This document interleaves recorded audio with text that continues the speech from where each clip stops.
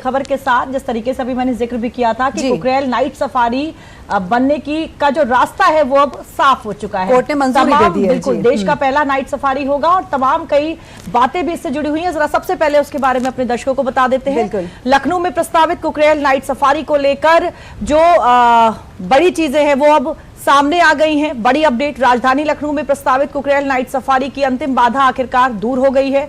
Supreme court ने इस project को हरी झंडी दे दी है। अब बहुप्रतीक्षित नाइट सफारी का काम जल्द शुरू हो सकेगा। करीब 855 एकड़ में फैली इस भव्य परियोजना के पहले चरण को प्रदेश सरकार से पहले ही मंजूरी मिल चुकी है। इसके लिए 631 करोड़ रुपए का बजट भी स्वीकृत किया जा चुका है। अब कोर्ट के फैसले के बाद वन विभाग अगस्त में शिलान्यास कराने की तैयारी में है। इसके निर्माण में न्यूनतम 2 वर्ष लगेंगे। प्रदेश सरकार सुप्रीम कोर्ट की केंद्रीय अधिकार प्राप्त समिति की सिफारिशों के आधार पर ही इसे बनाएगी। तो अगस्त में इस परियोजना के शिलान्यास की जो तैयारी है वो शुरू हो जाएगी। और यहाँ पर ये भी बता दें दीप्ति कि मुख्य न्यायाधीश ने परियोजना को हरी झंडी देते हुए स्पष्ट किया है कि यूपी सरकार को केंद्र के जो पर्यावरण और वन जलवायु परिवर्तन मंत्रालय है और साथ ही केंद्रीय अधिकार प्राप्त समिति द्वारा तय की गई सभी शर्तों का अक्षरशः पालन करना सुनिश्चित किया है।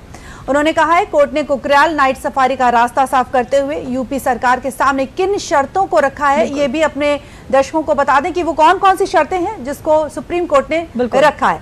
तो परियोजना पूरी तरह से संरक्षण विशेषज्ञों की कड़ी निगरानी में संचालित की जाएगी। सुप्रीम कोर्ट ने ये शर्त रखी है।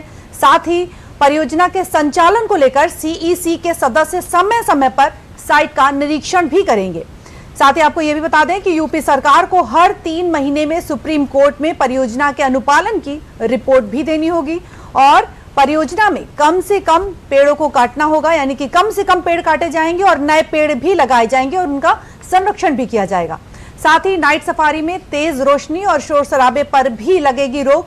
प्राकृतिक नालों की बात कर दें, जलधाराओं की बात कर लें, आर्द्र भूमि की बात कर लें तो किसी से भी किसी भी तरह की जो छेड़छाड़ है वो नहीं की जाएगी।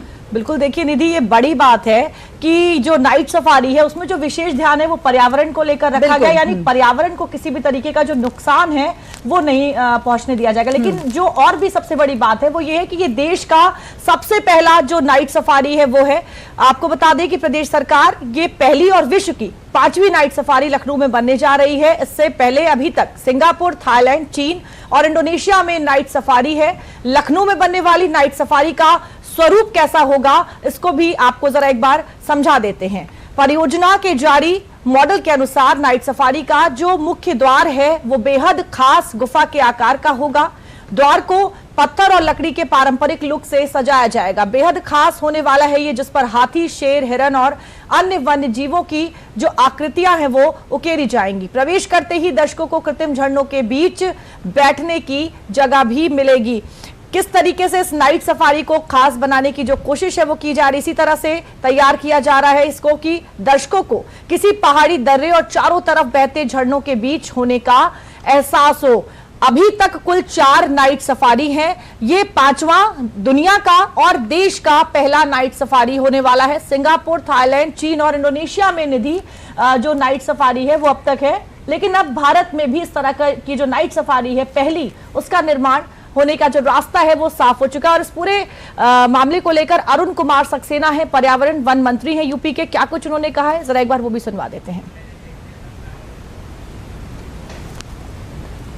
कुकरेल सफारी के लिए सुप्रीम कोर्ट से हरी झंडी मिल जाना देशवासियों के लिए एक बड़ी उपलब्धि है और मैं समझता हूँ बहुत जल्दी हम इसका उद्घाटन कराएंगे और ये सफारी हिंदुस्तान की 4थी नाइट सफारी होगी और देश की पहली, और उत्तर प्रदेश, वो भी उत्तर प्रदेश में और लखनऊ में, तो ये सफारी एक बड़ी उपलब्धि होगी उत्तर प्रदेश के लिए।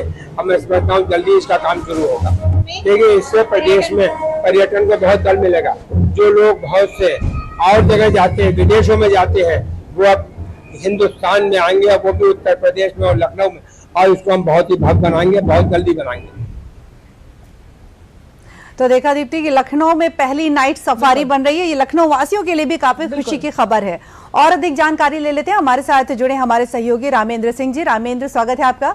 रामेंद्र, बताएं कि सुप्रीम कोर्ट की मंजूरी के बाद कुकरेल नाइट सफारी की जो ये परियोजना है उसका रास्ता साफ हो चुका है। ऐसे में इस परियोजना की जो शुरुआत है वो कब तक होगी और पहले चरण में किन किन कार्यों को प्राथमिकता दी जाने की उम्मीद की जा सकती है?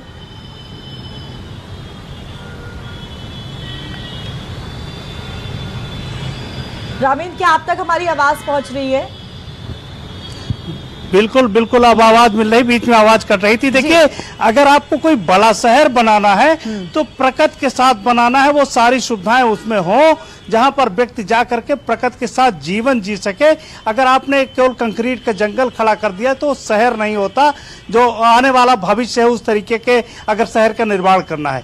ये दुनिया की 5वीं नाइट सफारी है। देखिए, जो कुकरेल नाला है, कभी कुकरेल नदी सहायक नदी हुआ करती थी गोमती की, अगर सहायक नदियों को आप बंद कर देते हैं तो मूल नदी भी मर जाती है, ये माना जाता है। इससे बहने वाला पानी गोमती में आता था और इसके आसपास जंगल था और बताते हैं कि यहाँ कई जंगली जीव जंतुओं का रहना होता था।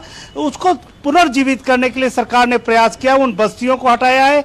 जो बस्तियां इनके किनारे बस गई तो उन बस्तियों को ढहाया गया है। सरकार और सुप्रीम कोर्ट के निर्णय पर वो भी काम हुआ है। अब धीरे धीरे रास्ता साफ हो गया है कि नाइट सफारी वहां बनाई जाए। नाइट सफारी बनने के बाद जो रात के समय लोगों को पर्यटन की जरूरत है, पर्यटन करना चाहते हैं, वो जा सकते हैं। इस तरीके से तमाम सुविधाएं लोगों को मिल जाएंगी कि नाइट सफारी में जाकर के वो आनंद ले सकते हैं। बिल्कुल बिल्कुल रामीन, देखिए, जिस तरीके से सुप्रीम कोर्ट ने कहा है कि पर्यावरण को किसी तरीके का नुकसान नहीं होना चाहिए, अब इसको लेकर केंद्र सरकार और राज्य सरकार दोनों ने किस तरीके की कहा जा सकता है कि तैयारियां जो हैं वो कर रखी हैं? देखिए दीप्ति, पहले ही प्रदेश सरकार पर्यावरण को बचाने के लिए ही बहुत सारे कदम उठा चुकी है। अगर कुकरेल नाले की बात करें, जो पहले नदी था, किस तरीके से वहां जो अवैध बस्तियां बनी थी उनको हटाया गया, वहां वृक्षारोपण कराया गया।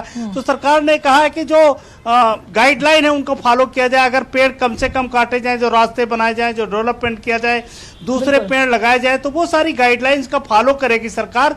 क्योंकि केंद्र सरकार का जो मंत्रालय है उसके नियंत्रण में होगा, सुप्रीम कोर्ट के दिशा निर्देश में होगा। तो जाहिर है कि दोनों चीजों को फॉलो करके ही इसका निर्माण किया जा सकेगा। जी रामीन, यहाँ पर यह भी जानने वाली बात है कि लखनऊ में बनने वाली ये नाइट सफारी, जैसा कि हम सब जान ही रहे हैं कि देश की पहली और दुनिया की 5वीं नाइट सफारी है। तो इससे पर्यटन को, यानी उत्तर प्रदेश के पर्यटन की बात कर लें और अर्थव्यवस्था की बात कर लें, तो कितना कुछ बड़ा फायदा नजर आ रहा है।